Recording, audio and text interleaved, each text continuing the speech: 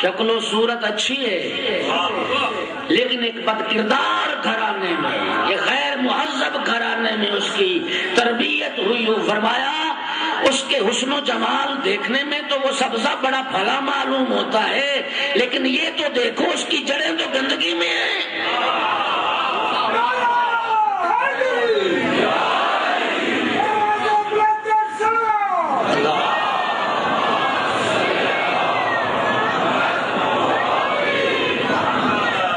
اس کی جڑیں گندگی میں، اور ایسی عورت میں کوئی خیر اور کوئی فلاح اور کوئی بھلائی نہیں ہے۔ گندگی کے ڈھیر کی ایسی سبزی کو اپنے بیٹوں کے لیے ماں کے طور پہ منتخب نہ کرنا۔ کیا کیا جائے، انسان سٹیٹس کے چکر میں ہے ساری دنیا۔ بھائی غریب جو ہوا، بہن کا بیٹا غریب جو ہوا، دیندار ہے، متدین ہے، صاحب ایمان ہے، صاحب ولا ہے، صاحب عزا ہے، لیکن اتنی دنیا دولت نہیں رکھتا، وہاں رشتہ کرنے کے لیے تیار نہیں۔ شرابی زانی کو دے دے گا، بے دین کو دے دے گا، بے حیا کو دے دے گا، صرف اس لیے کہ بنگلہ بڑا ہے، گاڑی بڑی ہے اور فیکٹریاں کثیر ہے اور دنیا پیسہ کثیر ہے۔ معاشرے میں ایسی مثالیں ہیں یا نہیں؟ توجہ میرے دوستو، توجہ۔ رحمت دو عالم نے کیا فرمایا؟ کوفم تلاش کر، بیٹی کا رشتہ کر یا بیٹے کا رشتہ کر، کوفم تلاش کر۔ اور کوفم پیسہ نہیں، کوفم جاہو اقتدار نہیں، کوفم بنگلہ گاڑی نہیں، کوفم دنیا نہیں، کوفم ہے صرف ایمان۔ کوفم کیا ہے؟ ایمان دیکھ، ایمان۔ سرکار رضا علیہ السلام کا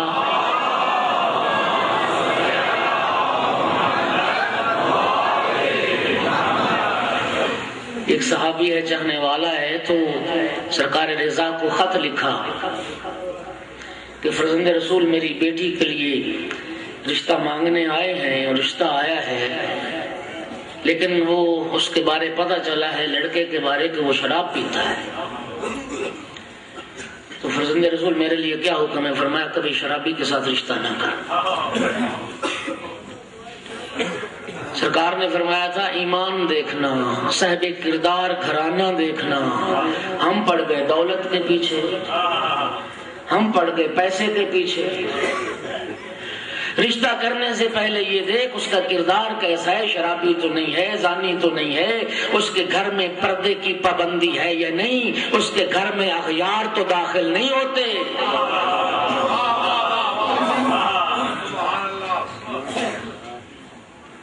عبد الرحمن ابن عوف آیا تھا سرکار دو عالم کے پاس سیدہ طاہرہ کی خواستگاری کے لیے، صدیقہ کبریٰ کا رشتہ مانگنے کے لیے، اور کہتا یا رسول اللہ میں تاریخ عرب کا کثیر ترین حق مہر دینے کے لیے تیار ہوں۔ کتنا حق مہر؟ اس زمانے کی بات ہے جس زمانے میں چند درہم حق مہر ہوتا تھا۔ کہنے لگا یا رسول اللہ میں 10,000 دینار حق مہر دینے کے لیے تیار ہوں، اور 100 اونٹ مصر کے ریشمی قیمتی کپڑوں سے لدا ہوا فاطمہ کا حق مہر دینے کے لیے تیار ہوں، فاطمہ کا حق مجھ سے فرما دیں۔ رحمت دو عالم نے سنا، چہرے پہ غضب کے آثار پیدا ہو گئے، چھوٹی چھوٹی کنکریاں مٹی پڑی تھی پاک پیغمبر کے سامنے، ایک مٹھی بھر کے ابن عوف کے منہ پہ ماری، فرمایا مجھے دنیا دار سمجھتا ہے، مجھے دنیا دار سمجھتا ہے۔ امرھا الی ربھا، فاطمہ کا معاملہ تو اللہ کے ہاتھ میں ہے، جہاں خدا چاہے گا وہیں فاطمہ کا حق۔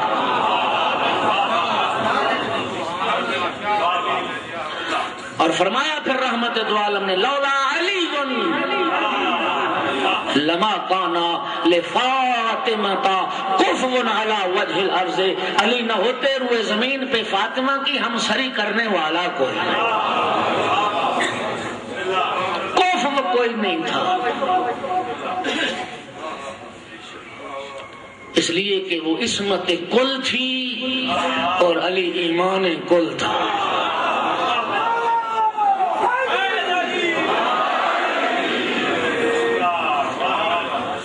اور جب میرے آقا امیر المومنین جملہ آ گیا تو سنتے جاؤ، جب آقا امیر المومنین آئے نا سیدہ طاہرہ کی خواستگاری کے لیے، وہ ایک لمبا مضمون ہے، میں اس طرف نہیں جاتا۔ پاک پیغمبر سیدہ طاہرہ کے پاس آئے یہ بتانے کے لیے کہ علی پیغام لے کے آئے ہیں، تو وہ جملے میں سنانا چاہتا ہوں۔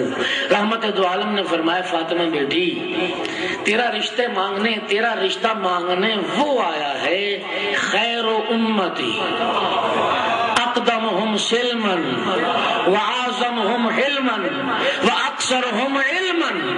فاطمہ بیٹی تیرا رشتہ مانگنے وہ آیا ہے جو میری امت میں سب سے بہتر ہے، وہ آیا ہے جو اسلام میں سب سے مقدم ہے، جس کا علم سب سے عظیم ہے، جس کا علم سب سے کثیر ہے۔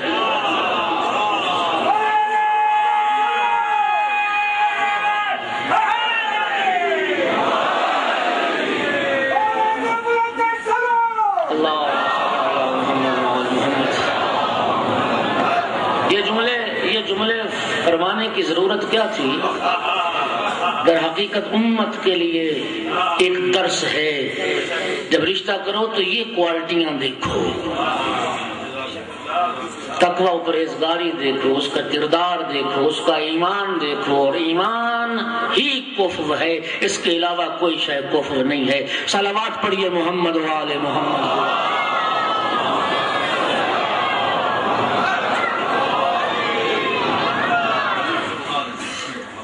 یہ 4 احادیث بات یہاں سے شروع ہوئی تھی۔ یہ نجف اشرف سے جو رسالہ نکلتا تھا اس کے سر ورق پر یہ ہوتی تھی۔ شہید مطہری نے لکھا کہ ایک یورپی دانشور اور سکالر، اس نے جب یہ رسالہ دیکھا اور احادیث کے مضمون سے آگاہ ہوا تو حیرت سے کہنے لگا کہ مجھے تعجب ہے، جس پیغمبر نے اپنی امت کے لیے تحصیل علم پر اتنا زور دیا، پوری دنیا میں من حیث الملت اور من حیث القوم وہی پیغمبر کا کلمہ پڑھنے والے سب سے زیادہ جاہل۔ یہودی کہاں پہنچ گئے اور عیسائی کہاں پہنچ گئے جی، اور مسلمان رہ گئے بم دھماکے کرنے کے لیے، ایک دوسرے کو کافر قرار دینے کے لیے۔ اللہ دوستو، اوجب الواجبات اور اہم الفرائض تحصیل علم ہے۔ ہر واجب سے بڑھ کر یہ واجب ہے اور ہر فریضہ سے اہم ترین فریضہ ہے۔ علم حاصل کرو، اپنی اولاد اور نسلوں کو اعلیٰ علم اور اعلیٰ ترین علم منتقل کرو اپنی نسل۔ میں نے عرض کیا کہ اوجب الواجبات، ہر واجب سے بڑھ کر یہ واجب ہے۔ ہم جب فروع دین شمار کرتے ہیں تو کتنے فروع دین؟ 10۔ بیٹے نے بتایا ہے اور مجھے خوشی ہوئی کہ ابھی ایسی مائیں زندہ ہیں جو بچوں کو یہ ابتدائی دینی معلومات فراہم کرتی ہیں۔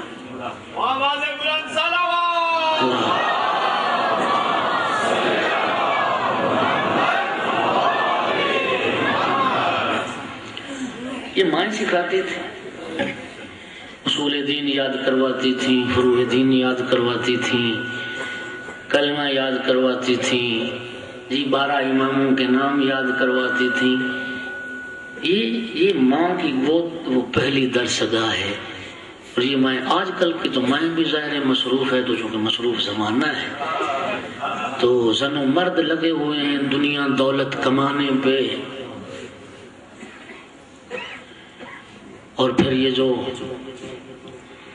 سامان عیش و عشرت، اب ماں کو فرصت ہی نہیں، شاید ماں کو بھی اصول دین آتے ہیں یا نہیں، ہاں اس ماں کو ہی پتہ نہیں اصول دین اور فروع دین کا، وہ اولاد کو کیا بتائے گی؟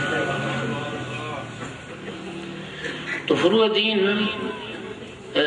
10، اور اگر پرانی کوئی دینیات مل جائے تو اس میں 6 لکھے ہوتے تھے.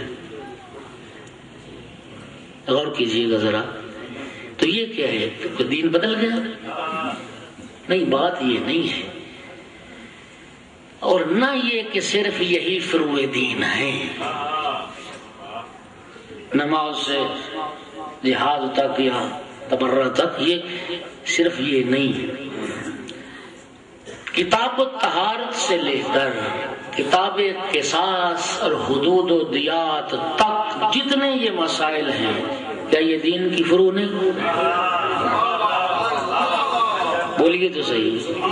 طہارت کے مسائل، نجاست کے مسائل، تجارت کے مسائل، بیع و شراء کے مسائل، نکاح و طلاق کے مسائل، مزارع و مزاربہ مساقات کے مسائل، وراثت کے مسائل، کیا یہ سب دین کی فروع نہیں؟ یہ سب دین کی فروع ہیں. تو پھر 6 یا 10 کیوں لکھی جاتی تھی؟ وہ تھا بچوں کے لیے. وہ دینیات آپ بزرگوں کے لیے تھوڑی ہے، وہ بچوں کے لیے ابتدائی دینی معلومات درج کی جاتی تھیں. اور یہ سارے فروع دین ہیں. اور فروع دین کی 2 قسمیں، ایک حصہ ہے عبادات والا اور ایک حصہ ہے معاملات والا. اگر یہ سارے فروع دین لکھ دیے جاتے تو بچے کے لیے انہیں یاد کرنا مشکل ہو جاتا. تو پھر کیا کیا علماء نے؟ معاملات والا حصہ چھوڑ دیا اور عبادات والے حصے سے بھی جو اہم ترین عبادات ہیں ان کو فروع دین کے نام سے درج کر دیا کہ بچے کو کم از کم ابتدائی طور پہ یہ پتا ہو کہ میرے واجبات کیا ہیں. اور ہم نے یہ سمجھ لیا کہ بس یہی ہے جو اس میں آ گیا ہے، یہی کامل دین ہے. توجہ کیجیے گا، یہی کامل دین ہے. نہیں، اور حد یہ ہے کہ فروع دین بھی اگر ہم شمار کریں اسی دینیات کے مطابق، نماز کا مرحلہ ہے، پھر روزے کا مرحلہ آتا ہے، حج و زکوٰۃ، خمس و جہاد تک یہ چلی جاتی بات. عجیب معاملہ ہے. ہمارے درد دل ہے، کچھ لوگ نماز کے قریب نہیں جاتے، اور کچھ لوگ جو پڑھتے ہیں پھر وہ عجب میں مبتلا ہو جاتے ہیں، غرور پیدا ہو جاتا ہے، گویا ہم پر احسان کرتے ہیں نماز پڑھ کے. اچھا، بعض لوگوں کو یہ بیماری ہوتی ہے، کوئی نیکی کر لے تو پھر جب تک اس کا تذکرہ نہ ہو، چرچا نہ ہو، اظہار نہ ہو، ہاں جی، ان کی طبیعت کو چین نہیں آتا. نماز تہجد کے لیے اٹھتے ہیں جی، تو پھر اٹھتے ہیں. سنا دوں میں کہ میں بھی تہجد پڑھتا ہوں، اس میں مبتلا، میں بڑا نمازی ہوں، ذمہ داری سے حدیث پیغمبر عرض کرنا لگا ہوں. رحمت دو عالم نے فرمایا کہ وہ گناہ جس گناہ کے بعد انسان نادم ہو جائے، پشیمان ہو جائے اور توبہ کر لے، وہ گناہ اس عبادت سے بہتر ہے جس کے بعد انسان تکبر میں مبتلا ہو جائے. وہ نماز، وہ عبادت جو انسان کو مغرور بنا دے، وہ عبادت جو انسان کو متکبر بنا دے، اس عبادت سے وہ گناہ بہتر ہے جس کے بعد نادم ہو کے توبہ کر لے. صلوات پڑھیے محمد والے محمد.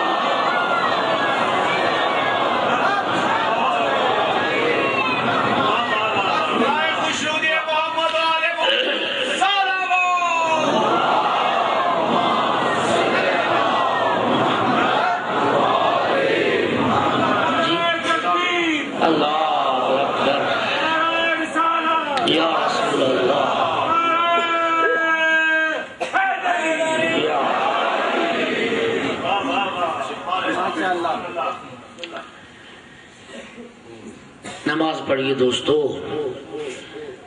ایک وقت تھا کثرت نماز شیعہ علی کی پہچان تھی، اور امام محمد باقر علیہ السلام نے